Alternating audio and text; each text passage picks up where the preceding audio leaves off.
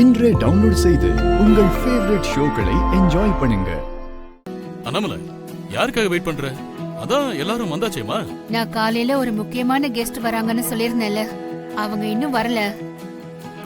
அவங்க வந்ததும் ஸ்டார்ட் பண்ணிடலாம். நானும் காலையில இருந்து கேக்குறேன், யார் அண்ணாமலை அந்த கெஸ்ட்? இன்னும் கொஞ்ச நேரத்துல நீங்களே பாப்பீங்க.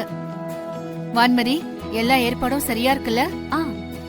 நீங்க சொன்ன மாதிரி எல்லா ஏற்பாடும் பக்காவா பண்ணிட்டேன். அவங்களுக்கும் எந்த குறையும் இல்லாம பக்காவா கவனிச்சு அனுப்ப வேண்டியது என் பொறுப்பு. அப்படி யார்தான் வர போறாங்க? ஓவர் பில்டப்பா இருக்கு. ஆண்டி,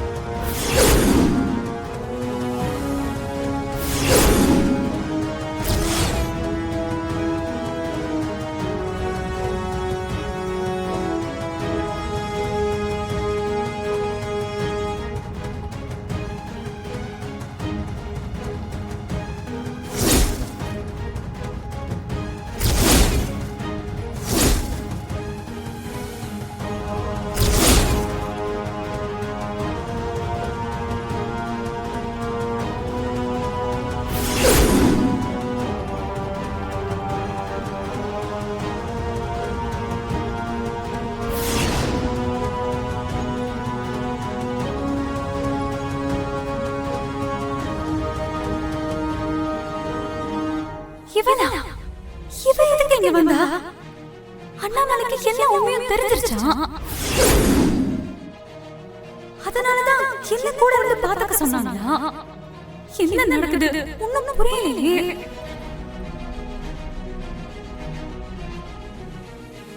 இவ்வளவு நடந்தும் அத்தை இவ்வளவு கெத்தா கூப்பிட்டுருக்காங்கன்னா ஏதோ சம்பவம் இருக்கு. Happy birthday aunty. தேங்க்யூ.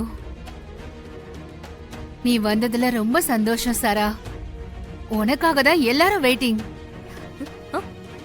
என்ன வருண், உன் ஃப்ரெண்ட என் பர்த்டேக்கு கூப்பிடாம விட்டுட்ட? அதான் நான் கூப்பிட்டேன்.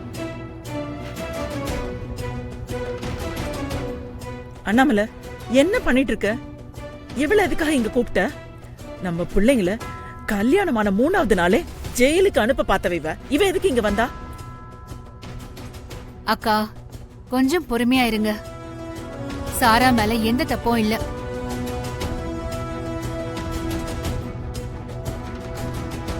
நீ என்ன சொல்ற அண்ணாமலை? ஆமாக்கா, நான் தான் அன்னைக்கு கொஞ்சம் ஓவரா ரியாக்ட் பண்ணிட்டேன்.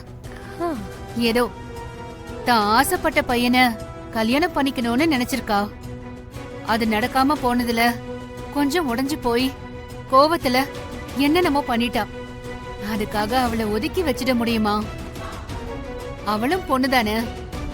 அவ இடத்துல இருந்து கொஞ்சம் யோசிச்சு பாருங்க. என்ன இருந்தாலும் அவ வருணோட ஃப்ரெண்டு.